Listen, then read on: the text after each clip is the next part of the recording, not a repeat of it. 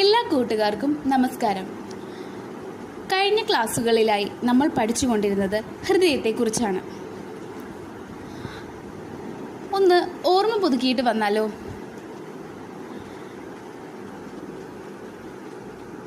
ശരീരത്തിൻ്റെ വിവിധ ഭാഗങ്ങളിലേക്ക് രക്തമെത്തിക്കുന്ന അവയവമാണ് ഹൃദയം. ഔരസാശയത്തിൽ മാറിലിനു പിറകിലായി രണ്ട് ശ്വാസകോശങ്ങളുടെയും നടുവിൽ ഇടതുവശത്തേക്ക് അല്പം ചരിഞ്ഞാണ് ഹൃദയം സ്ഥിതി ചെയ്യുന്നത്. ഹൃദയത്തെ ആവരണം ചെയ്യുന്ന ഇരട്ട സ്തരമാണ് പെരികാർഡിയം. ഇടത് ഏട്രിയം, ഇടത് വെൻട്രിക്കിൾ, വലത് ഏട്രിയം, വലത് വെൻട്രിക്കിൾ എന്നിങ്ങനെ 4 അറകളാണ് ഹൃദയത്തിനുള്ളത്. ബൈക്കസ്പിഡ് വാൽവ്, ട്രൈക്കസ്പിഡ് വാൽവ്, ശ്വാസകോശധമനി വാൽവ്, മഹാധമനി വാൽവ് എന്നിങ്ങനെ 4 വാൽവുകളും ഹൃദയത്തിനുണ്ട്. രക്തത്തിന്റെ തിരിച്ചൊഴുക്ക് തടയുക എന്നതാണ് വാൽവുകളുടെ ധർമ്മം. ഹൃദയത്തിലേക്ക് രക്തം സംവഹിക്കുന്ന രക്തക്കുഴലുകളാണ് സിര. സിരകളിൽ വാൽവുകളുണ്ട്. ധമനിയാണ് ഹൃദയത്തിൽ നിന്നും രക്തത്തെ സംവഹിക്കുന്ന രക്തക്കുഴൽ. ധമനികളെയും സിരകളെയും തമ്മിൽ ബന്ധിപ്പിക്കുന്ന രക്തക്കുഴലാണ് ലോമികകൾ. ഹൃദയത്തിന്റെ പ്രവർത്തനം എപ്രകാരമാണെന്ന് നമുക്ക് നോക്കാം. ശരീരത്തിന്റെ വിവിധ ഭാഗങ്ങളിൽ നിന്നും രക്തം മഹാസിരകൾ വഴി ശ്വാസകോശത്തിലെത്തുകയും അവിടെ നിന്ന് മഹാധമനിയിലൂടെ ശരീരത്തിന്റെ വിവിധ ഭാഗങ്ങളിൽ ശുദ്ധരക്തം എത്തിക്കുന്നതും ഉൾപ്പെടുന്നതാണ് ഹൃദയത്തിന്റെ പ്രവർത്തനം. ഈ ചിത്രത്തിൽ നീല നിറത്തിൽ കാണുന്ന രക്തക്കുഴലാണ് മഹാസിര. അതിലൂടെയാണ് കാർബൺ ഡൈ ഓക്സൈഡിന്റെ അളവ് കൂടിയ രക്തം ശ്വാസകോശത്തിൽ എത്തിക്കുന്നത്. ചുവന്ന നിറത്തിൽ കാണുന്നതാണ് മഹാധമനി. ആ രക്തക്കുഴലുകളിലൂടെയാണ് ശുദ്ധരക്തം ശരീരത്തിന്റെ വിവിധ ഭാഗങ്ങളിലേക്ക് എത്തുന്നത്. അടുത്തതായി സൈനോ ഏട്രിയൽ നോഡിനെ കുറിച്ച് നമുക്ക് പഠിക്കാം. എന്താണ് സൈനോ ഏട്രിയൽ നോഡ്? ഹൃദയത്തിന്റെ സങ്കോച വികാസങ്ങൾക്ക് തുടക്കം കുറിക്കുന്നതും സ്പന്ദന നിരക്ക് നിയന്ത്രിക്കുന്നതും സൈനോ ഏട്രിയൽ നോഡാണ്. എവിടെയാണ് സൈനോ ഏട്രിയൽ നോഡ് കാണപ്പെടുന്നത്? നിങ്ങൾ ചിത്രത്തിലേക്ക് നോക്കൂ. വലത് ഏട്രിയത്തിന്റെ ഭിത്തിയിലാണ് സൈനോ ഏട്രിയൽ നോഡ് കാണപ്പെടുന്നത്. ഒരു വൈദ്യുത സെൽ പോലെ പ്രവർത്തിക്കുന്നത് കൊണ്ട് sino atrial node pacemaker എന്നറിയപ്പെടുന്നു. സൈനോ ഏട്രിയൽ നോഡിന്റെ മറ്റൊരു പേരാണ് പേസ് മേക്കർ. സൈനോ ഏട്രിയൽ നോഡിന് എന്തെങ്കിലും തകരാറ് സംഭവിച്ചു കഴിഞ്ഞാൽ നമുക്ക് കൃത്രിമമായി പേസ് മേക്കർ ഘടിപ്പിക്കാവുന്നതാണ്. കൃത്രിമ പേസ് മേക്കറിന്റെ ആദ്യ ഭാഗം പൾസ് ജനറേറ്റർ എന്നറിയപ്പെടുന്നു. വിൽസൺ ഗ്രേറ്റ് ബാച്ച് എന്ന അമേരിക്കൻ ഇലക്ട്രിക്കൽ എഞ്ചിനീയറാണ് പേസ് മേക്കർ കണ്ടുപിടിച്ചത്.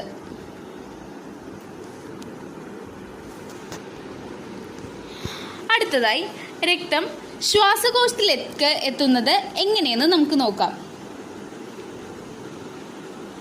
ശരീരത്തിന്റെ വിവിധ ഭാഗങ്ങളിൽ നിന്നും കാർബൺ ഡൈ ഓക്സൈഡിന്റെ അളവ് കൂടിയ രക്തം വലത് ഏട്രിയത്തിൽ എത്തുന്നു.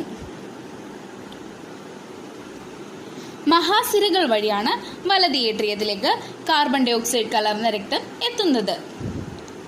വലത് ഏട്രിയം സങ്കോചിക്കുമ്പോൾ രക്തം വലത് വെൻട്രിക്കിളിലേക്ക് പോകുന്നു. ട്രൈക്കസ്പിഡ് വാൽവ് വലത് വെൻട്രിക്കിൾ സങ്കോചിക്കുമ്പോൾ രക്തം തിരിച്ച് വലത് ഏട്രിയത്തിലേക്ക് പോകുന്നത് തടയുന്നു. വലത് വെൻട്രിക്കിൾ സങ്കോചിക്കുമ്പോൾ രക്തം ശ്വാസകോശ ധമനിയിലേക്ക് കടക്കുന്നു. ശ്വസനത്തിന് ശേഷമുള്ള കാർബൺ ഡൈ ഓക്സൈഡ് പുറന്തള്ളുന്ന രക്തമാണ് ശരീരത്തിന്റെ വിവിധ ഭാഗങ്ങളിൽ നിന്ന് വലത് ഏട്രിയത്തിൽ എത്തുന്നത്. അതിനാലാണ് വലത് ഏട്രിയത്തിലെ രക്തത്തിന് കാർബൺ ഡൈ ഓക്സൈഡിന്റെ അളവ് കൂടുതലുള്ളത്. അടുത്തതായി ശ്വാസകോശത്തിൽ നിന്ന് ശരീരത്തിൻ്റെ വിവിധ ഭാഗങ്ങളിലേക്ക് രക്തമെത്തുന്നത് എങ്ങനെയെന്ന് നോക്കാം. ശ്വാസകോശത്തിൽ നിന്ന് ശ്വാസകോശ സിരകൾ വഴി ഓക്സിജൻ അടങ്ങിയ രക്തം ശരീരത്തിൻ്റെ വിവിധ ഭാഗങ്ങളിലേക്ക് എത്തുന്നു. ശ്വാസകോശ സിര ശുദ്ധരക്തം ഇടത് ഏട്രിയത്തിലേക്ക് എത്തുന്നു. ഇടത് ഏട്രിയം സങ്കോചിക്കുമ്പോൾ രക്തം ഇടത് വെൻട്രിക്കിളിലേക്ക് എത്തുന്നു. ഈ ഇടത് വെൻട്രിക്കിളിൽ നിന്നാണ് രക്തം മഹാധമനിയിലേക്ക് കടക്കുന്നത്. ബൈക്കസ്പിഡ് വാൽവ് ഇടത് വെൻട്രിക്കിളിൽ നിന്ന് ഇടത് ഏട്രിയത്തിലേക്കുള്ള രക്തത്തിന്റെ തിരിച്ചൊഴുക്ക് തടയുന്നു. ശ്വാസകോശം വഴി ശുദ്ധീകരിച്ച രക്തമാണ് ശ്വാസകോശ സിരകളിൽ എത്തുന്നത്. അതിനാലാണ് ശ്വാസകോശ സിരകളിലൂടെയുള്ള രക്തത്തിൽ ഓക്സിജന്റെ അളവ് കൂടുന്നത്. ശരീരത്തിന്റെ വിവിധ ഭാഗങ്ങളിൽ നിന്ന് ശ്വാസകോശത്തിലേക്കും ശ്വാസകോശത്തിൽ നിന്ന് ശരീരത്തിന്റെ വിവിധ ഭാഗങ്ങളിലേക്കുമുള്ള രക്തത്തിന്റെ ഒഴുക്ക് എല്ലാവർക്കും മനസ്സിലായെന്ന് കരുതുന്നു. ഒരു ഫ്ലോ ചാർട്ടാണ് ഇവിടെ നിങ്ങൾക്ക് നൽകിയിരിക്കുന്നത്. നമ്മൾ ഇന്ന് ചർച്ച ചെയ്ത കാര്യങ്ങളുടെ അടിസ്ഥാനത്തിൽ ഈ ഫ്ലോ ചാർട്ട് പൂർത്തീകരിച്ച് നിങ്ങളുടെ സയൻസ് ഡയറിയിൽ രേഖപ്പെടുത്തുക.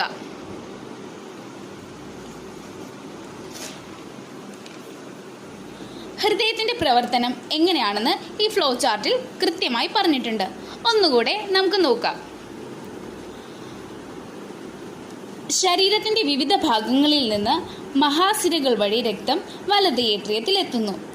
വലത് ഏട്രിയത്തിൽ നിന്ന് വലത് വെൻട്രിക്കിളിലേക്ക് രക്തം എത്തുന്നു. ട്രൈക്കസ്പിഡ് വാൽവ് വലത് വെൻട്രിക്കിളിൽ നിന്ന് രക്തം തിരിച്ച് വലത് ഏട്രിയത്തിലേക്ക് പോകുന്നത് തടയുന്നു. വലത് വെൻട്രിക്കിൾ സങ്കോചിക്കുമ്പോൾ രക്തം ശ്വാസകോശ ധമനിയിലേക്ക് എത്തുന്നു. അടുത്തതായി ശ്വാസകോശ സിരകൾ വഴി രക്തം ശ്വാസകോശങ്ങളിലേക്ക് എത്തുന്നു. അത് ഇടത് ഏട്രിയത്തിലേക്ക് വരുന്നു.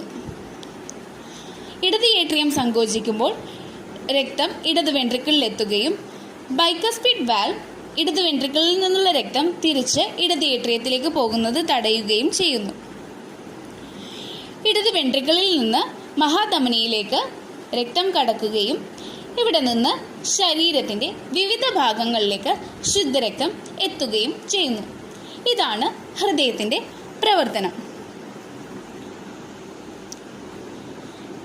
എല്ലാ കൂട്ടുകാർക്കും നന്ദി.